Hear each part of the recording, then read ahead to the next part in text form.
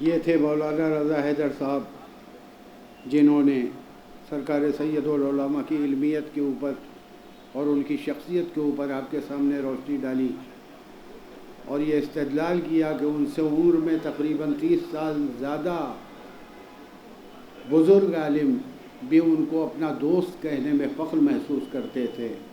سرکار سید العلماء کی اپنی شخصیت واقعی ایسی خوبصورت اور ایسی دلکش شخصیت تھی، اور بیان و خطابت کے لحاظ سے تو یہ کہا جائے کہ بیان سے ان کے سلجھ جائیں گے سوئے اسرار، اس طرح کی خطابت تھی۔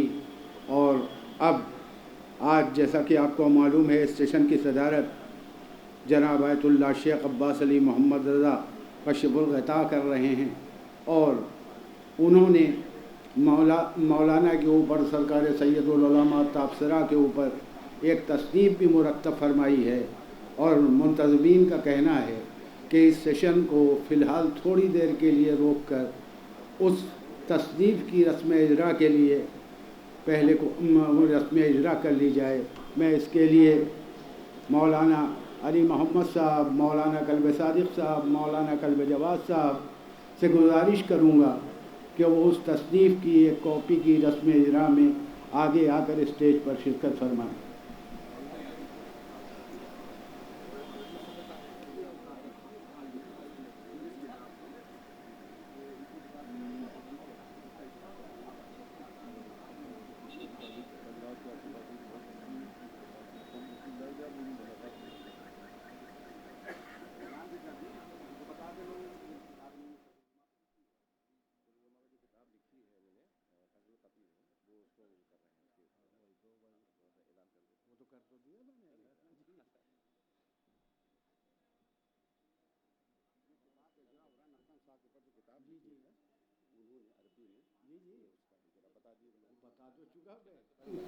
بتا دیا کہ رسم اجرا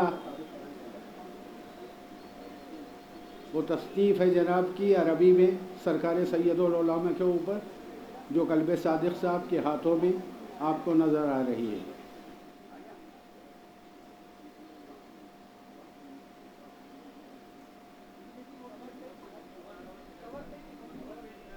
یہ سید العلماء کے ہاتھ کی تحریر ہے، جو اجازت انہوں نے دیے ہیں دوسرے علماء کو، یا جو مراجع نے ان کو دیے ہیں ہاتھ کے لکھے ہوئے، وہ سب انہوں نے جمع کیے ہیں، اور وہ کتاب کی شکل میں، اور فوٹو کاپی ہے اس کی، اسی کتاب کا اجرا ہو رہا ہے۔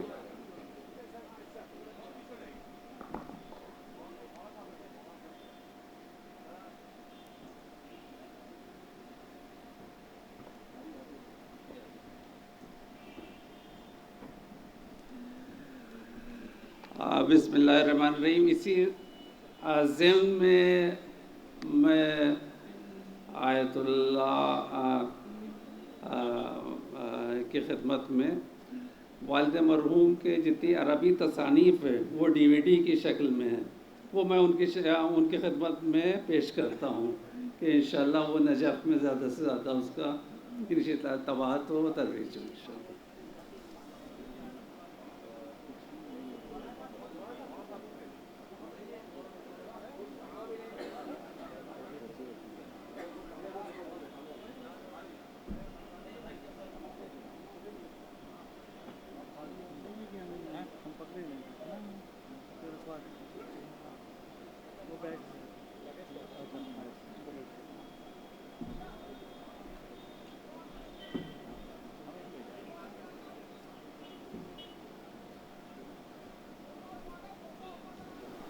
کتاب کی رسم اجرا کے بعد اب ایک بار پھر سیشن کے مقررین کی طرف آتے ہوئے میں گزارش کروں گا مولانا اطہر عباس صاحب سے کہ وہ تشریف لائیں اور مولانا کی شخصیت کے اوپر روشنی ڈالیں۔ مولانا اطہر عباس صاحب۔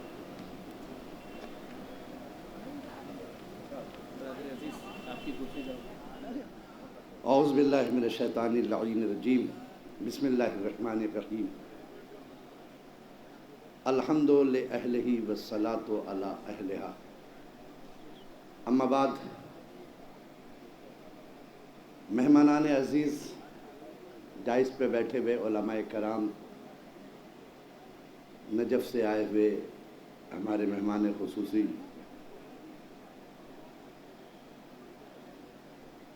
بالخصوص سامعین کرام، السلام علیکم ورحمۃ اللہ وبرکاتہ۔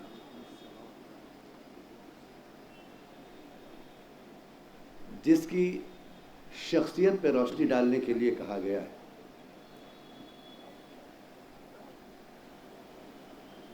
وہ ایک ایسی شخصیت ہے کہ جس کو سمجھنے کے لیے علم چاہیے، جس کو سمجھنے کے لیے وہ ماحول چاہیے، علماء چاہیے۔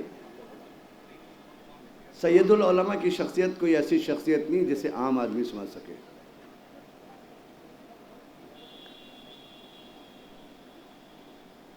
میں صرف اتنا کہوں گا کہ ان کی سب سے بہترین اور اچھی خوبی جو تھی وہ یہ تھی کہ علم کا یہ عالم تھا کہ اگر وہ اپنے علمی کمالات کا مظاہرہ کرے تو بہت سے طلباء کو اس کے ترجمے کی ضرورت پڑے، لیکن کبھی بھی انہوں نے ممبر پہ علم کا استعمال نہیں کیا۔ ہمیشہ ان دلیلوں سے گفتگو کی جو عام لوگوں کی عام فہم کی گفتگو ہو۔ مثلا میں ایک مثال دوں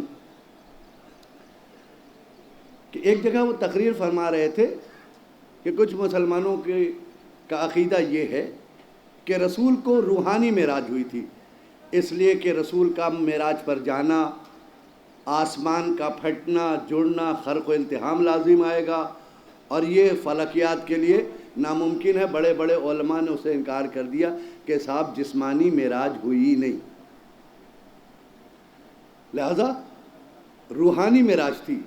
میں سید العلماء کے ثبوت کی بات کو اپنی بات کس طرح سے عام لفظوں میں ثابت کیا کرتے تھے، انہوں نے اس کے رد میں جو تقریر فرمائی، انہوں نے کہا میں نہیں کہتا، علماء کہتے کہ روحانی معراج ہوئی تھی، ان کا جسم نہیں گیا۔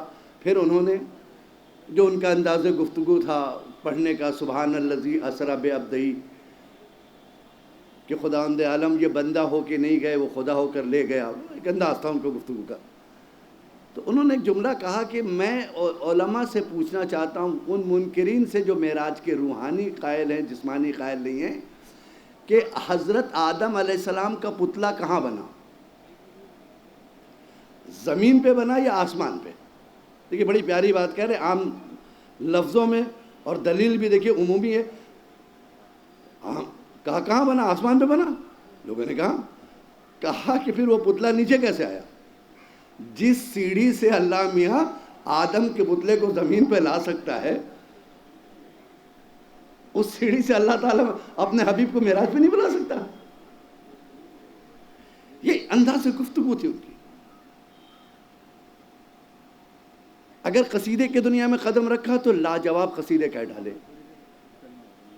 اگر قلم اٹھایا تو ایسے مضامین لکھ دیے کہ میں تو سمجھتا ہوں کہ بہت سارے مضامین ہیں جس کا ترجمہ اگر کر دیا جائے تو اس اردو کے بھی ترجمے کی ضرورت ہے جو انہوں نے علم کے ذریعہ بہایا اس میں،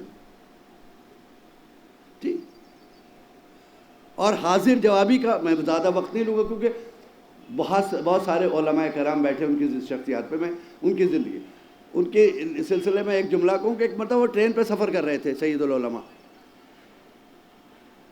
اور ایک عیسائی ملا اور اس نے آ کے سید العلماء سے ایک سوال کیا کہ یہ بتائیے کہ ایک شخص سویا ہوا ہے اور ایک شخص وہیں قریب میں بیٹھا ہے، مسافر اگر آئے گا اور راستہ بھٹک جائے تو مسافر کس سے پوچھے گا؟ سید العلماء سے وہ سوال کرتا ہے، تو ظاہر سی بات آپ نے کہا جو بیٹھا اس سے پوچھے گا۔ بھائی اتنا کہنا تھا، وہ کودنے لگا کہ عیسائیت کی جیت ہوئی اور دین محمد کی ہار۔ سید العلماء سمجھ گئے یہ کیا کہنا چاہتا ہے، کہا سن بھائی، پوچھے گا اسی سے، اس نے جواب کیا دی یہ تو سن لے۔ کہا کیا جواب دیا؟ کہا پوچھا اسی سے، لیکن اس نے کیا جواب دیا بیٹھے والے نے؟ کہا کیا کہا؟ کہا سونے والا سو رہا تھا، بیٹھنے والا بیٹھا تھا، مسافر راہگیر راستہ بھٹکا، بیٹھے ہوئے شخص سے پوچھا کہ بھائی مجھے راستہ بتا دے، میں راستہ بھٹک گیا ہوں۔ تو بیٹھے والے شخص نے کہا کہ میں بھی انتظار کر رہا ہوں، تو بھی انتظار کر، یہ اٹھے تو پوچھوں۔ یہ شخصیت تھی ان کی، یہ ان کا علم انداز تھا، علم گفتگو تھا جی۔ لیکن جو ان کے خزینوں کو، ان کے خزانوں کو، ان کی دولت کو، ان کی دولت، ان کے دولت و ثروت پیسہ نہیں تھا ان کا، وہ کتبی نسخے تھے جو انہوں نے اپنے لائبریری میں جمع کیے تھے۔ میں تو کہوں گا کہ جس وقت بھی وہ کلمی نسخے کو آگ لگ رہی ہوگی تو شاید کسی شاعر نے ان کے ہی جذبات کو سامنے رکھ کر ایک بڑی پیاری بات کہی کہ اڑائے جاتے تھے تنکے، جلائے جاتے تھے تنکے، یہ سب کچھ ہو رہا تھا اور قریب آشیاں ہم تھے۔ اور میں یہی کہوں گا کہ اس سید العلماء کانفرنس کو جن لوگوں نے بھی اس کا اہتمام کیا ہے وہ قابل تعریف ہیں، وہ بچے، وہ جوان، علم دوست ہیں یہ لوگ۔ آپ اندازہ لگائیے ہماری سرزمین ہندوستان میں ایسی ایسی شخصیتیں پیدا ہوئی، بس اتنا ہے کہ ہمارے پاس علم نہیں تھا کہ ہم انہیں پرکھ سکیں۔ یہی وجہ ہے کہ شاعر کہتا ہے کہ ہزاروں سال نرگس اپنی بے نوری پہ روتی ہے، بڑی مشکل سے ہوتا ہے چمن میں دیدور پیدا۔ ہزاروں سال اسی طریقے سے سید العلماء یاد کیے جائیں گے۔ میری دعا ہے خداوند عالم ان کے تمام تر جتنے بھی نسخے ہیں اردو زبان پہ چھپ جائیں، تاکہ ہمارے آج کے جوان اسے پڑھ کر صحیح دشا میں اور صحیح طرف اپنے قدم کو آگے بڑھا سکیں۔ وآخر دعوانا ان الحمد للہ رب العالمین۔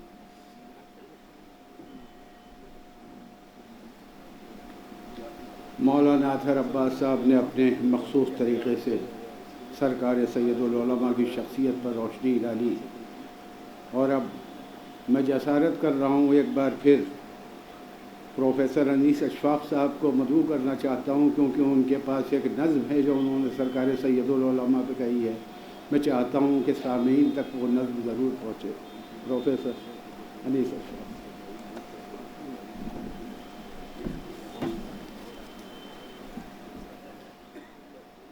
یہ نظم سید العلماء کے انتقال پر کہی گئی تھی، اور ظاہر ہے کہ اب یہ مناسب موقع سمجھا گیا کہ یہاں پر میں آپ کے سامنے پیش کر دوں۔ چند اشعار ہیں کہ تفسیر نور حق کی نمایاں کتاب کون، استفہامیہ ہے یہ، کہ تفسیر نور حق کی نمایاں کتاب کون، اور اس کتاب کا ورق انتصاب کون، اور تعبیر حرف کن میں سبق کس کا مستند، تعبیر حرف کن میں سبق کس کا مستند، اور درس کربلا کا درخشاں نصاب کون، اور درس کربلا کا درخشاں نصاب کون، منطق کلام فلسفہ و شعر نقد شعر، منطق کلام فلسفہ و شعر نقد شعر، یہ دولتیں لٹا کے گیا بے حساب کون، یہ دولتیں لٹا کے گیا بے حساب کون، اور منبر پہ کس کے حرف کو حاصل تھا اعتبار، منبر پہ کس کے حرف کو حاصل تھا اعتبار، لایا تھا ذاکری میں نیا انقلاب کون، لایا تھا ذاکری میں نیا انقلاب کون، اور روشن ہوئے تھے کس کی زباں سے علی کے حرف،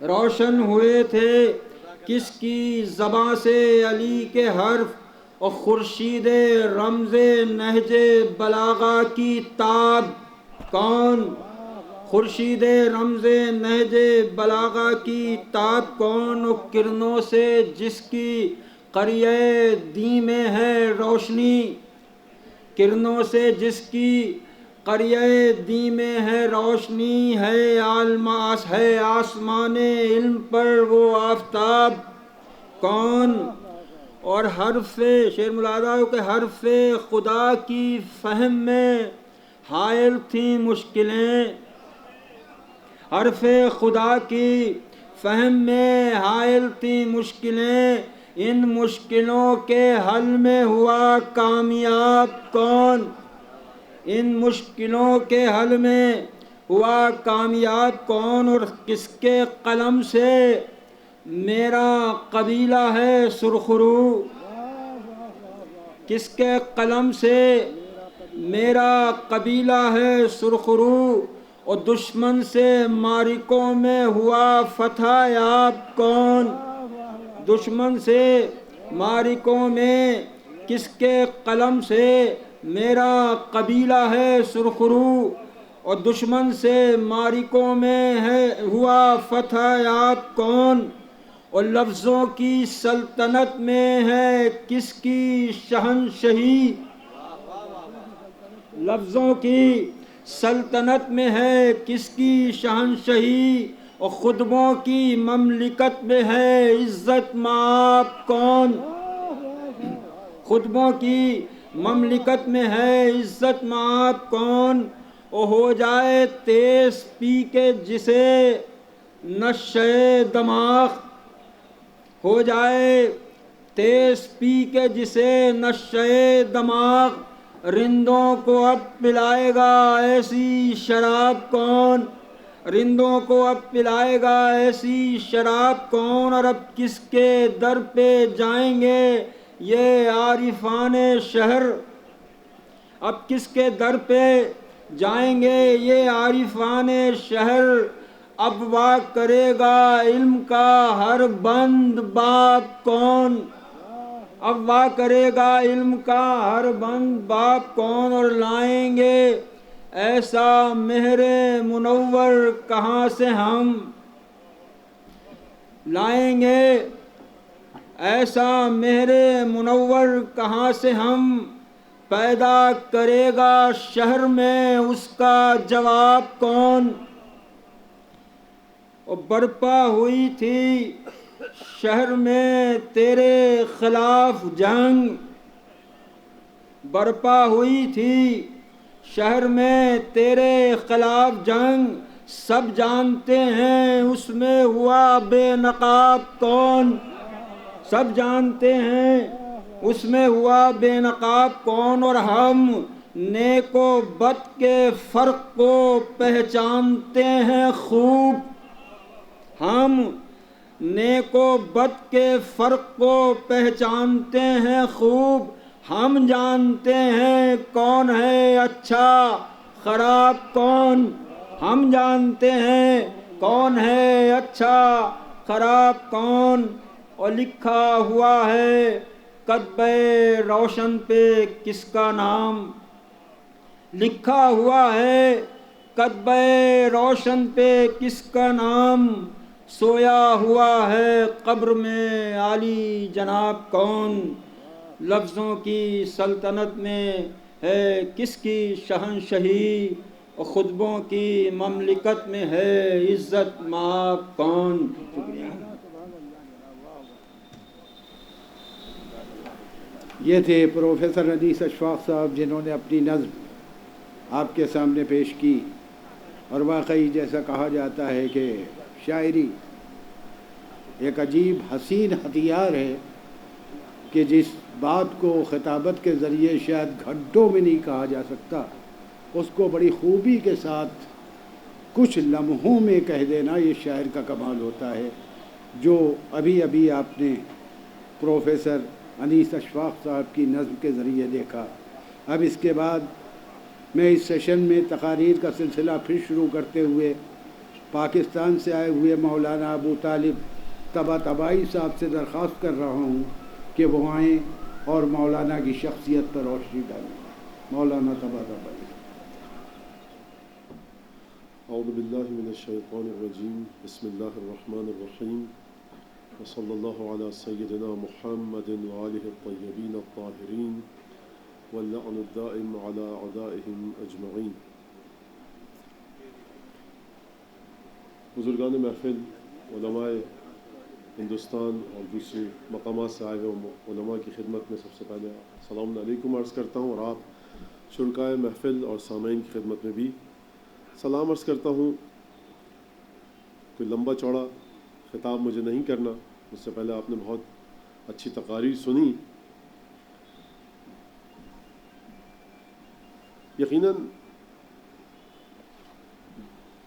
جب قبلہ سید العلماء مرحوم تقاریر کیا کرتے تھے تو اس وقت میں بہت کم سن تھا، لیکن وہی جو 2-3 تقاریر ان کی میرے ذہن میں ہیں، یہ اس وجہ سے میں عرض نہیں کر رہا کہ میں اس وقت سید العلماء کی یاد میں منعقد ہونے والے سیمینار میں ہوں، بلکہ برسوں سے میرے ذہن میں یہ بات تھی کہ 15، 16، 17 سال کے ایک لڑکے کے ذہن میں جو شکوک و شبہات ہوتے ہیں عقائد کے سلسلے میں، نبوت کے سلسلے میں، امامت کے سلسلے میں، بہت سی تقاریر ہوا کرتی تھیں ہمارے شہر کراچی میں، لیکن وہ جو 4-5 تقاریر میں نے قبلہ کی سنی، وہ تقاریر میرے لیے ہمیشہ ایک کلیدی حیثیت رکھتی تھیں، اور مجھے آج تک یاد ہے، ان کی وہ آواز میرے کانوں میں ہے کہ جب انہوں نے اس آیت کو اپنا موضوع گفتگو بنایا تھا، جو بیان تھا ان کا، وَإِذِ ابْتَلَىٰ إِبْرَاهِيمَ رَبُّهُ بِكَلِمَاتٍ فَأَتَمَّهُنَّ۔ یقیناً عمر رسیدہ صاحب مطالعہ حضرات کے لیے اس آیت کو کما حقہ سمجھنا شاید اتنا مشکل نہ ہو، لیکن ایک 14-15 سال کے لڑکے کو اگر کوئی انسان، کوئی عالم، کوئی ذاکر اس کو سمجھا کر چلا جائے کہ اذ ابتلا کا مطلب کیا ہے، ابراہیم کو امتحان کیوں درپیش ہوئے، اور امتحان میں کامیابی اور ناکامی کا معیار کیا ہے۔ اسی طرح مجھے وہ تقریر بھی ان کی یاد ہے کہ جس میں انہوں نے 8ویں محرم تھی، جو منسوب ہے حضرت ابی الفضل عباس علیہ الصلاۃ والسلام سے، اور اس میں انہوں نے پوری تقریر اس بات پر کی کہ اسلام میں انما المؤمنون اخوہ، صاحبان ایمان کو ایک دوسرے کا بھائی کیوں قرار دیا گیا، باپ بیٹا کیوں قرار نہیں دیا گیا، چچا بھتیجا کیوں نہیں کہا، کیونکہ حضرت عباس علیہ السلام سے منسوب وہ تقریر تھی۔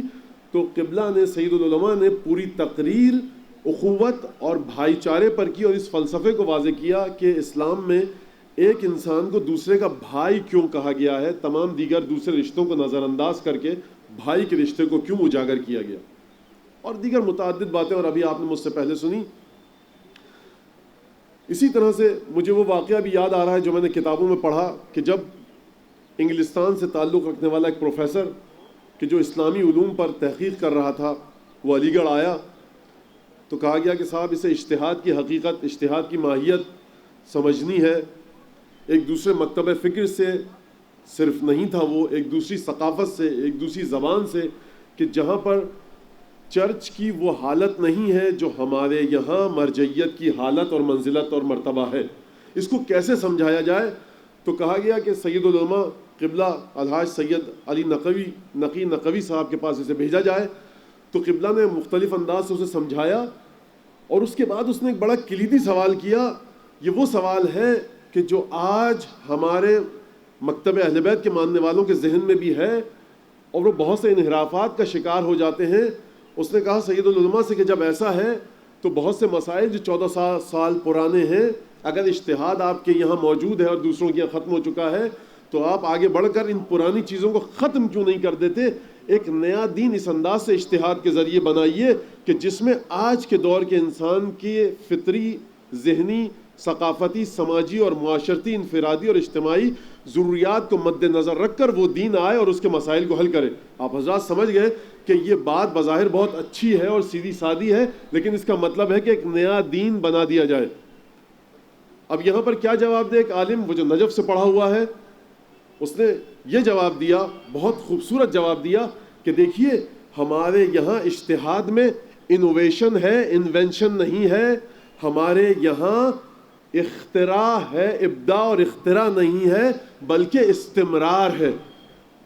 یہ بہت عجیب بات ہے جس پر خود کئی تقریریں درکار ہیں کہ انوویشن اور کریشن اور انوینشن میں کیا فرق ہے اجتہاد کو مد نظر رکھتے ہوئے.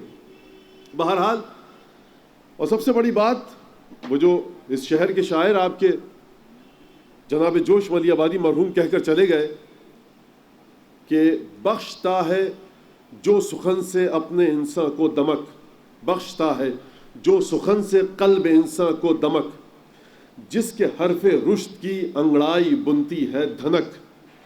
سینکڑوں ذی ہوش انسانوں کو وقت مرگ تک ہر نفس آتی ہے اپنی سانس سے جس کی مہک، ان شراح صدر کی مہندی لگا کر پاؤں میں بیٹھتی ہے زندگی جس کی نظر کی چھاؤں میں. یہ شعر کسی جذباتی تخیل پر مبنی نہیں ہے. انسان کو ضرورت ہے اس بات کی کہ انسان کی زندگی اپنے پیروں میں گرمی کے موسم میں جب مہندی لگا کر چھاؤں میں بیٹھتی ہے اور ٹھنڈک سے لطف اندوز ہوتی ہے، اس وقت بشریت کو بھی کسی ایسے راہ حل کی ضرورت ہے کہ وہ بشریت کی جو تپتی ہوئی دھوپ تلے آ چکی ہے کس طرح سے انشراح صدر کی مہندی لگا کر پاؤں میں بیٹھے اور اس کے بعد زندگی سکون کا سانس لے سکے. اس بند کی تشریح کے لیے کئی گھنٹے درکار ہیں، میں اس طرف نہیں جانا چاہتا. مسئلہ کیا ہے؟ مسئلہ یہ ہے کہ دیکھیے، ختمی مرتبہ جب دنیا سے تشریف لے گئے تو متعدد مرتبہ وہ یہ کہہ کر گئے کہ دیکھو، اب یہ شاعر کے زبان میں، کہ اگر انشراح صدر کی مہندی لگا کر زندگی تمہاری چھاؤں میں بیٹھنا چاہتی ہے تو انی تارکن فیکم الثقلین کتاب اللہ وعطرتی اہل بیتی ما ان تمسکتم بها لن تضلوا بعدی. دیکھو، دو چیزیں چھوڑ کر جا رہا ہوں، تیسری کسی چیز کا نام نہیں لیا. ایک خدا کی کتاب اور دوسرے اپنے گھر والے، میرے خاندان والے اہل بیت. جب تک ان سے متمسک رہو گے گمراہ نہ ہوگے. خبردار، لا تعلموہما فإنہما اعلم منکم. خبردار، انہیں کچھ سکھانے پڑھانے کی کوشش نہ کرنا، ان کا علم تم سے زیادہ ہے. اور دیکھو، فلا تقدموہما، ان سے آگے بڑھنا نہ بڑھنا، ہلاک ہو جاؤ گے. تو یہ اہل بیت، یہ قرآن، اور اس کے بعد اجتہاد کا وہ سلسلہ، پانچویں اور چھٹے امام کی وہ کاوشیں، وہ محنتیں، وہ زحمتیں کہ جس کے بعد آپ نے اجتہاد کے سلسلے کو سمجھایا، بڑھایا، لکھایا، پڑھایا. اب عربی میں ایک لفظ ہے منطقۃ الفراغ، یعنی وہ جگہ، وہ شگاف کہ جو ایک عام انسان اور معصومین کے درمیان ہے. ہم فرشی مخلوق، ہم فرشی مخلوق، وہ عرشی مخلوق. تو عرش اور فرش کے درمیان جتنا راستہ ہے، جتنا فاصلہ ہے، جتنا شگاف ہے، اب اسے پر کیا جائے تو کیسے کیا جائے؟ اس کے لیے ہی ایسے علماء سامنے آتے ہیں کہ جن کے بارے میں چھٹے امام نے فرمایا، محمد بن مسلم، زرارہ، ہشام ابن حکم اور مختلف جو اصحاب آپ نے تربیت کی، فرمایا لولا ہؤلاء لن درست آثار النبوہ. اگر میرے یہ تربیت کردہ اصحاب نہ ہوتے تو نبوت کے آثار مٹ جاتے. وہ اصحاب چلے گئے، غیبت کا سلسلہ شروع ہو گیا. اب اس منطقۃ الفراغ کو ملء الفراغ میں کیسے تبدیل کیا جائے؟ وہ شگاف جو عرش اور فرش کے درمیان ہے، وہ شگاف جو معصوم اور غیر معصوم کے درمیان ہے، اسے کیسے بھرا جائے، کیسے بتلایا جائے کہ وہ تعلیمات یہ ہیں جو معصومین کی طرف سے آئی ہیں انسانوں کے لیے. اس کے لیے ایسے ہی علماء ہوا کرتے ہیں کہ جس میں شیخ طوسی کا نام لیجئے، شیخ مفید کا نام لیجئے، علامہ ہلی کا نام لیجئے، فخر المحققین کا نام لیجئے، اور ایک علماء کا سلسلہ ہے کہ جو چلا آ رہا ہے. اور ہندوستان کی سرزمین پر اگر آپ نام لیجئے تو یقیناً دل کڑتا ہے، ایک ہوک سی اٹھتی ہے، ایک ٹیس اٹھتی ہے اس دل میں کہ جب ہم سید العلماء کے بارے میں کوئی بات کرتے ہیں تو یہ در حقیقت سید العلماء پر گفتگو نہیں ہے، یہ در حقیقت لکھنؤ کی اتر کی اس عظیم الشان تاریخ کا ایک باب ہے، ایک چیپٹر ہے جس کا نام سید العلماء ہے. یہ لکھنؤ یو پی کی یہ تہذیب، یہ پھیلی ہوئی ہے غفران معاف. اس کے بعد جناب میر حامد حسین علی اللہ مقامہ الشریف، صاحب ابقات، قبلہ ناصر الملت، کہ جن کی کتابیں، جن کی تصانیف، دیکھیے عربی میں کتاب لکھ لینا کوئی اتنا بڑا کمال نہیں ہے. کمال یہ ہے کہ عربی اس سطح کی ہو کہ جو اہل زبان کے انداز کی ہو، اور اہل زبان کے انداز کے ہونے کے ساتھ ساتھ اس میں فصاحت و بلاغت کا خیال رکھا گیا ہو. جب کسی عرب زبان کو دکھایا جائے ادیب کو تو وہ اس کی عربی کی تعریف بھی کرے اور اس کے مطالب اور معدہ اور مضمون کی تعریف بھی کرے.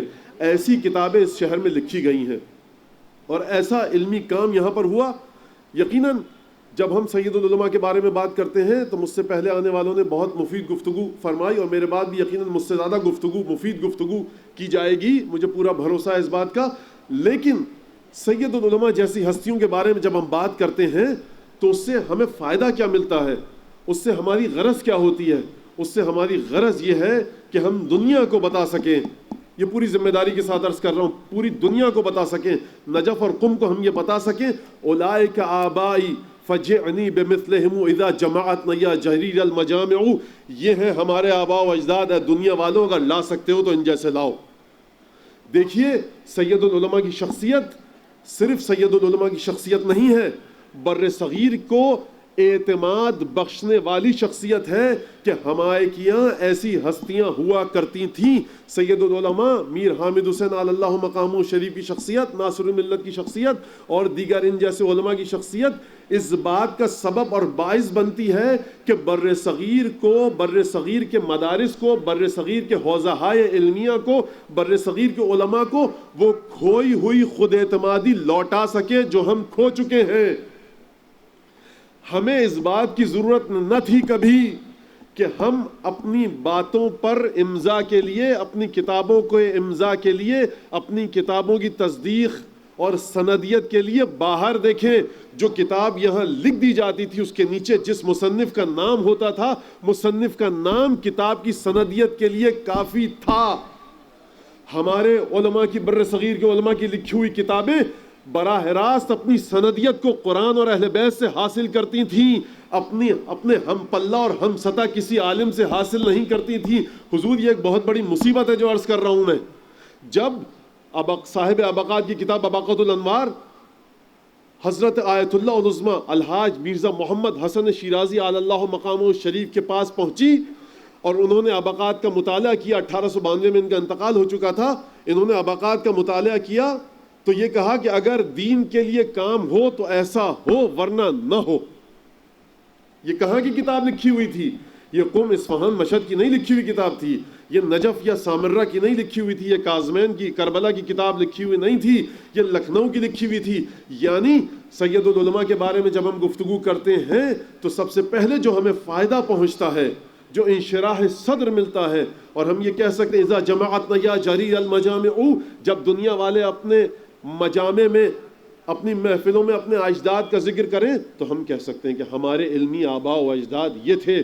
ہمیں سب سے پہلے ضرورت ہے بر صغیر کو کہ اپنی کھوئی ہوئی خود اعتمادی کو حاصل کر سکے۔ قوموں کے زوال کا سبب اقتصادی بدحالی بھی ہے، اخلاقی بدحالی بھی ہے، علمی بدحالی بھی ہے۔ ہر قسم کا بحران سماجی ہو یا انفرادی اور اجتماعی، وہ قوموں کی بدحالی کا باعث اور سبب بنتا ہے۔ لیکن ان تمام بدحالیوں کا منبع اور سرچشمہ اور بنیاد اور اساس ہوتی ہے خود اعتمادی کا نہ ہونا۔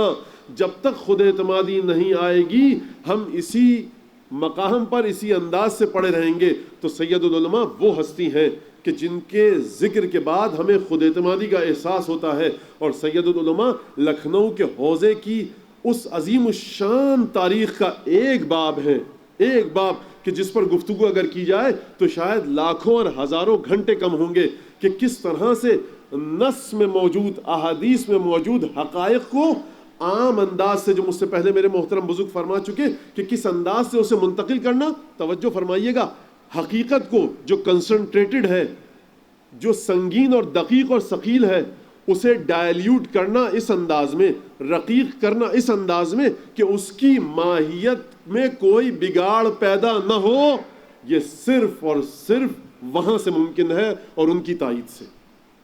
تو سید العلماء نام ہے لکھنؤ کی خود اعتمادی کا، بر صغیر کی اس خود اعتمادی کا کہ جو ہمیں حاصل کرنی ہے، اس خود اعتمادی کا کہ جب ہمارے کیا کوئی کتاب لکھ دی جاتی تھی تو وہ اپنی سندیت کو براہ راست قرآن اور اہل بیت سے حاصل کر چکی ہوتی تھی، کہ یہ کتاب جو لکھنؤ میں لکھی گئی ہے احادیث اور قرآنی آیات اس پر دستخط کر چکی ہیں، احادیث اور قرآنی آیات اس بات کی تائید کر چکی ہیں۔ ہمیں باہر سے کسی کی تائید کی ضرورت نہ ہوتی تھی، اور اب حال یہ ہے کہ ہمیں باہر سے تائید کی ضرورت ہوتی ہے۔ تو سید العلماء کی زندگی کو، لکھنؤ کی اس عظیم الشان تاریخ کو اگر ہم دیکھ کر دوبارہ سرنو زندہ کر پائیں تو یہ سب سے بڑا وہ کام ہوگا کہ جس کے ذریعے ہم سید العلماء جیسے اور ان جیسی دوسری شخصیات کو زندہ کر سکتے ہیں۔ اور یہیں پر خوب کہا کسی شاعر نے کہ مت سہل ہمیں سمجھو، پھرتا ہے فلک برسوں، تب خاک سے ہم جیسے इंसान निकलते हैं।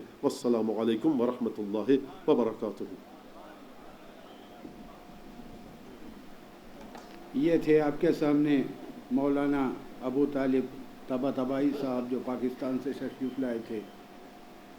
सरकार सैयदुल उलमा की शख्सियत, हमेशा बहुत आसान होता है कि अपनों के दरमियान कोई बात कही जाए और वो उनके जहनों तक पहुंच जाए, लेकिन सरकार सैयदुल उलमा की एक नुदरत ये भी थी कि उनकी बात सिर्फ़ उनकी कौम तक नहीं पहुंची, बल्कि दुनिया में, मुल्क में जहाँ जहाँ भी दर्दमंद हजरात थे जिनके दिलों में इंसानियत करवटें लेती थी, वो भी उनसे मुतासिर हुए। व्यासदेव मिश्रा, उनकी पूरी फैमिली मौलाना से इस हद तक करीब थी और तज़किरा हुसैन में उनके कदम से कदम मिला के आगे बढ़ती रहती थी। हमारा हमेशा ये कहना है, सरकार सैयदुल उलमा का पूरा तरीक़ा कार ये था कि ये इंसानियत की आवाज़ सिर्फ़ एक कौमियत में समा कर न ठहर जाए, बल्कि इसके आवाज़ की बाज़गश्त तमाम दुनिया, तमाम कौमों तक पहुँचे। हमें निहायत खुशी है कि आज हमारे दरमियान स्वामी अग्निवेश जी मौजूद हैं, जिनका दर्दमंद दिल, जिनका इंसानियत नवाज दिल, जिनका कल्ब हर सच्चाई को न सिर्फ बयान करता है बल्कि इस हौसले से बयान करता है कि लोग समझ जाते हैं कभी भी सच्चाई को किसी एक कौम के साथ, किसी एक धर्म के साथ, किसी एक स्थान में कैद नहीं किया जा सकता। इसी के साथ साथ मैं करबत प्रार्थना कर रहा हूँ स्वामी अग्निवेश जी से कि तशरीफ़ लाएं और अपने बयान से तमाम लोगों को नवाजें। स्वामी अग्निवेश जी।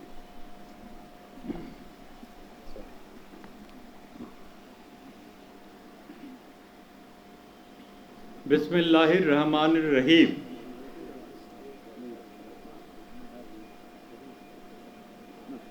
मैं बहुत शुक्रगुजार हूँ हमारे आयोजकों का, जिन्होंने मुझे इस लायक समझा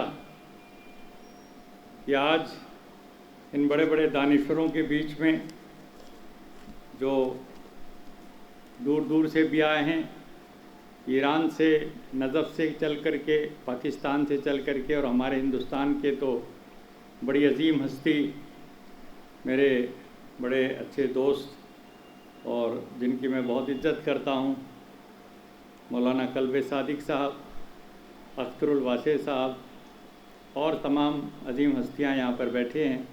तो उन लोगों के बीच में आपने मुझे भी अपनी बात कहने का मौका दिया।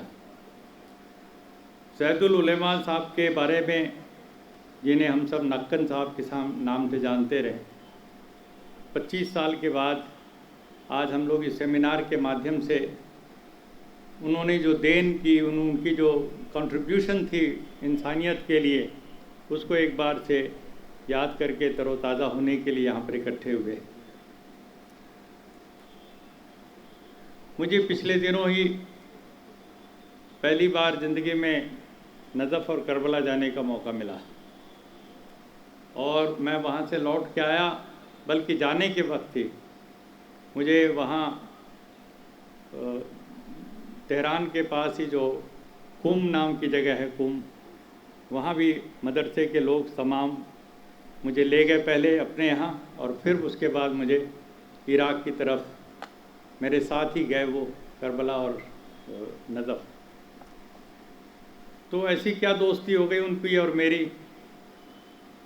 मुझे तो सीधे जाना था करबला के लिए बगदाद हो कर के, लेकिन वो कहने लगे कि नहीं, पहले आप तेहरान आइए, कुम में आइए, हमसे तबसरा कीजिए, फिर उसके बाद हम आपको साथ लेकर के जाएंगे। तो जिस अजीम शख्सियत के बारे में आज हम लोग यहाँ पर चर्चा करने के लिए बैठे हैं, उनका जो नज़रिया था इंसानियत का, मेरे जैसे लाखों लाखों जो और काम करने वाले हैं समाज के अंदर, जो मजहब में पैदा तो हो जाते हैं, लेकिन जब हम आगे बढ़ते हैं तो हमें ऐसी सीख, ऐसी नसीहत मिलती है कि हम केवल अपने मजहब वालों के लिए नहीं जीते, बल्कि सारी इंसानियत के लिए सोचते और काम करते हैं। तो मैं समझता हूँ कि नक्कान साहब से हम लोगों को यही प्रेरणा मिलनी चाहिए और उसी प्रेरणा को लेकर के मैं غریب سے غریب لوگوں کے بیچ میں، جو بندوا مزدور، بال مزدور کہلاتے ہیں، ان لوگوں کے بیچ میں ان کی لبریشن کے لیے بانڈیڈ لیبر لبریشن فرنٹ بنا کر کے لڑتا ہوں، اینٹ بھٹھوں میں، پتھر کی کھدانوں میں، اور دور دراز کے تمام. اور جب بھی میں نے چھاپے مارے بچوں کو چھڑانے کے لیے تو بڑی سنکھیا میں مجھے مسلم بچے ملے. تو میں آج آپ لوگوں سے یہ بات کر کے ضرور جانا چاہتا ہوں کہ ہم لوگ علم کی بات کرتے ہیں، بہت بڑے بڑے ہم اپنی انسانیت کی بات کرتے ہیں، لیکن کیا وجہ ہے کہ آج بھی ہمارے سماج میں، ہمارے اس دیش میں ہمارے بچے مزدوری کرنے کے لیے مجبور ہیں؟ کیوں وہ غلاموں کی طرح سے رکھے جا رہے ہیں؟ بانڈیڈ چائلڈ لیبر کیوں ہیں؟ میں نہیں کہتا کہ دوسرے لوگ بھی نہیں ہیں، دوسرے ہیں، کوئی بھی ہیں، کسی بھی قوم سے تعلق رکھتے ہوں، بچہ بچہ ہے، اس کو ہم کسی ہندو اور مسلمان کی پہچان سے نہیں سوچ سکتے، وہ ہم سب کے بچے ہیں. جب مجھے UN نے بلایا اور مجھے چیئرمین شپ دی United Nations Trust Fund on Contemporary Forms of Slavery, Geneva کے اندر 9 سال تک میں اس کا چیئر پرسن رہا، تو ساری دنیا سے میرے پاس آنکڑے آتے تھے کہ کس دیش میں آج کی جو حالات کی جو غلامی ہے وہ کہاں کہاں پر کتنی ہے. میرا سر شرم سے جھکتا تھا جب میرے سامنے سارے آنکڑوں کی فہرست میں سب سے پہلا نمبر اس ہمارے ملک کا نام ہوتا تھا، بھارت کا نام. تو میرے دل میں یہ درد ہے. میں ساتھیوں، دوستوں، یہ میں آپ سے شیئر کرنا چاہتا ہوں کہ ہم لوگ جو سیلیبریٹ کرتے ہیں اپنے علماؤں کو، اپنے مذہب کو، اپنے سارے دانشوروں کو، ہمیں یہ سوال اپنے آپ سے پوچھنا چاہیے کہ ہماری ساری چیزوں کے باوجود کیوں ہیں اس ملک کے اندر اس پرکار کی غربت، اس پرکار کی بے بسی، لاچاری، کہ ہمارے بچے، معصوم بچے، پھول کی طرح کھلنے والے وہ بچے غلام گری میں پڑے ہوئے ہیں. اللہ تو ایسا نہیں چاہتا.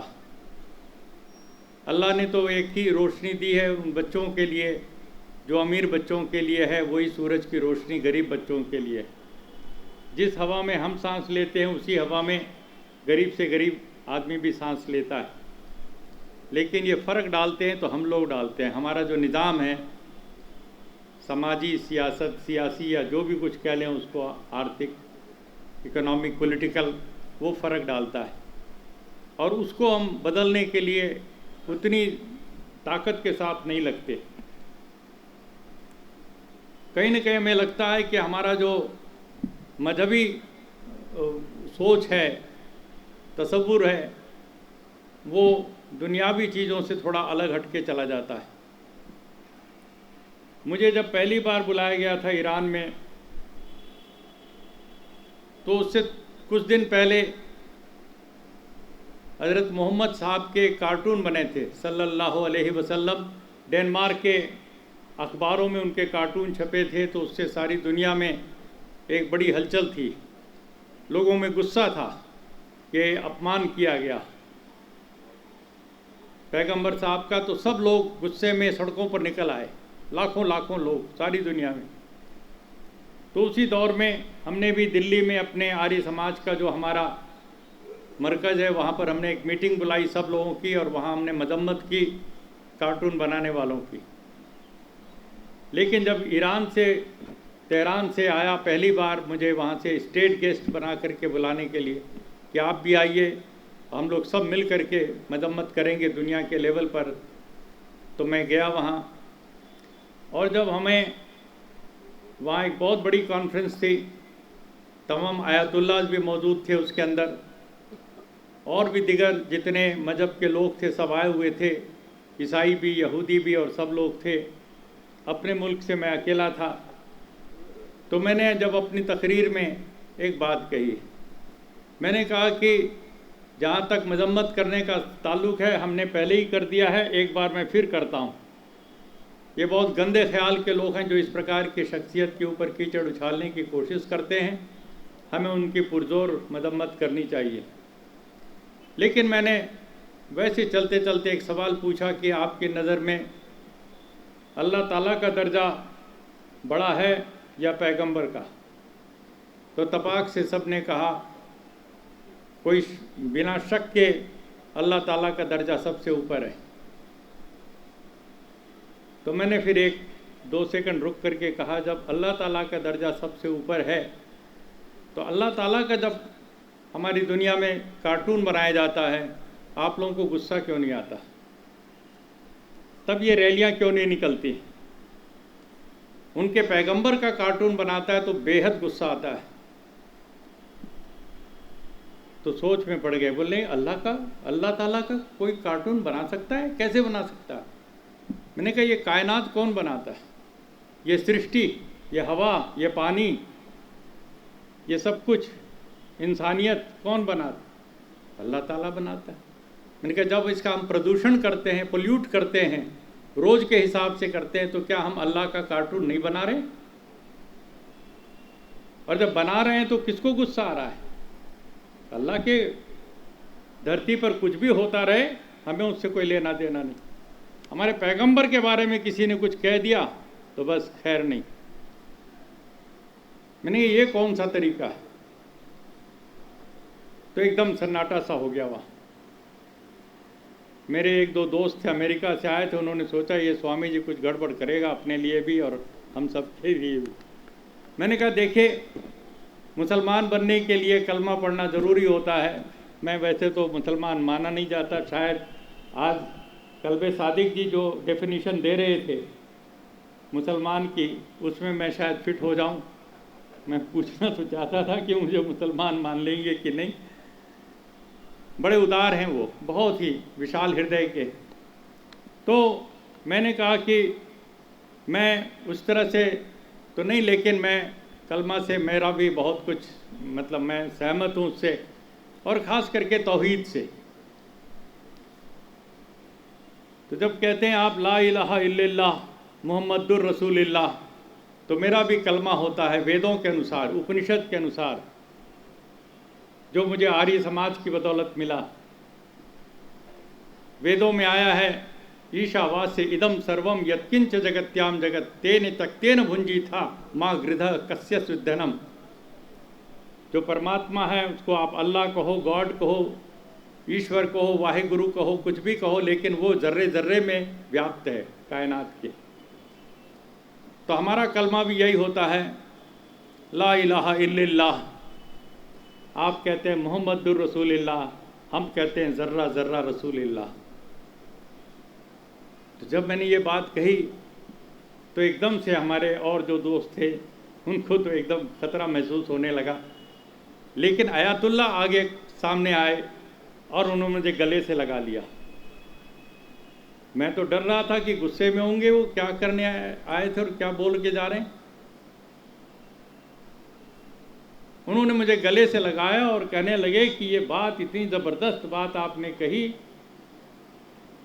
कोई हमें पहले ऐसी बात नहीं कहा, किसी ने नहीं कहा। मेरा अगले दिन फ्लाइट वापस आने का था दिल्ली, उन्होंने कैंसिल करवाया और वहाँ से मुझे रवाना किया कोम के लिए और कहा कोम में जाइए, हमारे मदरसे के जो लोग हैं बड़े बड़े उलेमा, उनके बीच में आप तबसरा कीजिए, गुफ्तगू कीजिए। तो टिकट कैंसिल करा करके 2 दिन मेरी वो मोहलत बढ़ाई उन्होंने और मुझे वहाँ पर भेजा उन लोगों ने। और उसका नतीजा था कि इस बार जब मुझे नजफ़ से, करबला से इनविटेशन आया और हमारे कौम वालों को पता लगा कि तो सीधे चले जाएंगे इराक़, कहने लगे नहीं, पहले आपको यहाँ आना होगा और फिर वहाँ से हम आपको ले चलेंगे। तो दोस्तों, मैं ये कह रहा हूँ कि आप सब लोगों से मिलने से, बातचीत करने से मुझे बहुत सुकून मिलता है इस बात से कि हम लोग आखिरी से आखिरी में इस बात के ऊपर सहमत होते हैं, हम एक अल्लाह के, एक परमात्मा, एक ईश्वर, एक खुदा के मानने वाले हैं। और इस एक तौहीद के बिना पर मैं समझता हूँ नई दुनिया बसाई जा सकती है। बहुत सी चीज़ें हैं, स्कॉलरशिप की, बहस की, तमाम चीज़ें हैं, लेकिन और चीज़ों को यदि हम थोड़ा सा पीछे भी रखें, केवल इसी एक चीज़ पर आ जाएं کہ परमात्मा एक है, ईश्वर एक है, अल्लाह एक है, तो उसके बाद जितने भी भेद हैं इंसान और इंसान के बीच में, इनका कोई वजूद नहीं रह जाता। ये सब नकली हैं, ये जानबूझ करके किसी शरारत करने वालों ने पैदा किए हैं। मैं हिंदुओं से पूछता हूँ कि परमात्मा एक है तो तुम्हारे अंदर ऊंची जात और छोटी जात कैसे आ गई? कोई ब्राह्मण ऊंचा और कोई दलित नीचे कैसे हो गया? क्या ब्राह्मण के लिए अलग से सूरज है, अलग से चांद है, अलग से सितारे, अलग से हवा, अलग से बरसात का पानी आता है, और दलित के लिए कोई दूसरा आता है? एक ही हवा पानी है। फिर तुमने कैसे फैसला किया कि जन्मते ही ब्राह्मण ऊंचा और जन्मते ही दलित नीचे? गलत है। और इसी तरीके से औरत का दर्जा, माफ़ करना, हम सब लोगों ने नंबर 2 पे रखा हुआ है, 2M दर्जे पर। मैंने कल भी कहा था ये बात हमारे दूसरी कॉन्फ्रेंस में जिसमें मैंने शिरकत की थी। इतनी अच्छी कॉन्फ्रेंस हो रही है, यहाँ पर हमारी ख़वातीन नहीं है। वहाँ तो मुझे बताया गया कि पर्दे के पीछे या किसी दूसरे कमरे में उनका चल रहा है, लेकिन मैं यहाँ भी जानना, सब जगह जानना चाहता हूँ, क्यों नहीं हम बराबर उनको बैठाते? इतनी अच्छी अच्छी तकरीरें हो रही हैं, जब घर में जाएंगे और टेलीविज़न के ऊपर गंदे गंदे नाच देखेंगे तब तो हम सब बैठ करके देखते हैं। घर के लोग, जहाँ शर्म लाज भी ख़त्म हो गई हम लोगों की, मजबूरी भी सोचते हैं, लेकिन क्या करें, वो सब वाहियात चीज़ें हमें देखनी पड़ती हैं। और इतनी अच्छी अच्छी बातें हो रही हों, हम बैठ करके नहीं दे सकते? अपने माओं को, अपनी बहनों को भी साथ में बैठाएं, कहीं भी आओ। तो कहीं ना कहीं हमारे जहन में है कि औरत का काम घर का है, ये पढ़ाई लिखाई का और ऊंची बातों को तो मर्द लोग कर लेंगे। मैं समझता हूँ ये अल्लाह ताला की वो नहीं है। उन्होंने तो बराबर औरत को बराबर का दर्जा दिया, और ये हमें एक चुनौती के रूप में लेना पड़ेगा। और तीसरी चीज़ मैं कहना चाहूँगा, काले और गोरे का भेद ये अल्लाह की तरफ से नहीं बनता, ये हम इंसान लोग बनाते हैं। गोरे को ऊंचा मानते हैं, काले को छोटा मानते हैं। और इसीलिए सारी दुनिया के नक्शे पर आप एक लकीर खींचे, जो UN कहता है डेवलप्ड कंट्रीज़ और डेवलपिंग कंट्रीज़, 2 तरीके के, तो आपको मिलेगा कि जो डेवलप्ड हैं वो गोरी चमड़ी के हैं और जो डेवलपिंग हैं वो काली चमड़ी के हैं। इतना फ़र्क दे दिया चमड़ी के रंग से। परमात्मा ने, अल्लाह ने नहीं डाला ये फ़र्क, हमने डाला। हमारी इकोनॉमिक पॉलिसीज़ या हमारी पॉलिटिक्स जो है वो इस तरह का फ़र्क डालती है। और गरीब और अमीर हमारे अपने मुल्क में, जो मैं भी बच्चों के लिए कह रहा था, गरीब से गरीब के बच्चे मजदूरी करते हैं 16-16 घंटे, टॉर्चर किया जाता है। कालीन में हमने देखा और जरी के उद्योग में हमने देखा, तमाम जगहों पर छोटे छोटे 8 साल के बच्चों से, 10 साल के बच्चों से 16-16 घंटे काम लिया जा रहा है। पढ़ना लिखना तो दूर रहा, गुलामों से भी बदतर उनकी ज़िंदगी। और दूसरी तरफ अमीरों के बच्चे देहरादून, दार्जिलिंग, क्या विदेशों में जाकर के पढ़ रहे हैं, गिटपिट अंग्रेजी बोल रहे हैं, अमीर है। और गरीब के बच्चे के लिए हम कहते हैं जाओ बेटे मदरसे में पढ़ लो। ऐसा क्यों है? मैं खुद जानता हूँ, आर्य समाज के लोग गुरुकुल चलाते हैं, संस्कृत पढ़ाते हैं, वेद पढ़ाते हैं, सब जिसको आप दीनी कहते हैं वो इस तरह की तालीम आर्य समाज वाले भी देते हैं अपने गुरुकुल में। मेरा उनसे गिला होता है, शिकवा होता है। मैं पूछता हूँ, गुरुकुल का जो मैनेजमेंट है, चेयरमैन है, वो अपने बच्चे को कभी गुरुकुल में नहीं पढ़ाएगा, वो भेजेगा उसको इंग्लिश मीडियम पब्लिक स्कूल में अपने बच्चे को। और गरीब के बच्चे को, गांव के किसान मजदूर के बच्चों को कहता है गुरुकुल में पढ़ो और संस्कृत पढ़ो और वेद की रक्षा करो। नहीं, ये क्या बोला? जब वेद इतनी अच्छी चीज़ है तो तुम अपने बच्चे को भी भेजो भाई। तो मैं नहीं कहता सब मदरसों के बारे में, लेकिन एक आम बता रहा हूँ मैं कि हम लोगों ने दीन का जिम्मा उन गरीब लोगों के लिए दिया हुआ है। तो ये सब चीज़ें हमारी दूर होनी चाहिए। गरीब अमीर के लिए एक जैसी पढ़ने लिखने की सुविधा मिलनी चाहिए, एक जैसा उन तालीम का इंतज़ाम होना चाहिए, तब जा कर के समाज में गरीब बराबरी आएगी। और जब तक बराबरी नहीं आती है तो हमारी सारी बातें जितनी हम कहते हैं, मजहब के बारे में कहते हैं, दानिश्वरों के बारे में कहते हैं, اس کا کوئی ज़्यादा मायने नहीं रहता जब तक हमारे जैसे मुल्क में जब दुनिया की रिपोर्ट बनती है, यूएन की रिपोर्ट बनती है कि हिंदुस्तान नंबर 1 पर है कि 2 पर है कि 10 पर है कि 20 पर है, तो 65 साल की आज़ादी और तरक्की के बाद आपको जान के महसूस होगा, दुख होगा, दर्द होगा, हिंदुस्तान का नंबर कहाँ पर है? 1 पर, 2 पर, 10 पर, 20 पर नहीं। दुनिया के छोटे छोटे मुल्क हैं, लखनऊ की आबादी से भी कम आबादी के मुल्क हैं इस दुनिया के अंदर, उन देशों की गिनती में भारत का नाम 136वें नंबर पे सबसे गए गुजरे देशों में लटका पड़ा हुआ है। तालीम के हिसाब से, सेहत के हिसाब से हम गए गुजरे देशों में पड़े हुए हैं। हम किसको सेलिब्रेट कर रहे हैं? अपने आप को? हमें ये सवाल पूछना चाहिए कि हमारे पास इतनी ऊंची सारी बातें हैं तो इस मुल्क का हाल ऐसा क्यों है? यदि इन बातों को हम नहीं सोचेंगे तो हम बहुत दूर चले जाएंगे। आज सैयदुल उलेमा साहब को याद करते हुए, नक्कान साहब को याद करते हुए इन तमाम सवालों को अपने जहन में डालें और एक नई शुरुआत करें। वो उनके प्रति सच्ची श्रद्धांजलि होगी कि हम इंसानियत का एक दौर नया पैदा करें और कोशिश करें कि जो कमियां रह गई हैं वो हमारी वजह से कमियां हैं, हम उनको कैसे दूर करें और एक तौहीद की बिना पर पूरी इंसानियत को, एक अल्लाह के मानने वालों को सारी दुनिया में इकट्ठा करें और जितनी गैर बराबरी की लकीरें हैं उनको मिटा करके एक नया दौर शुरू करें।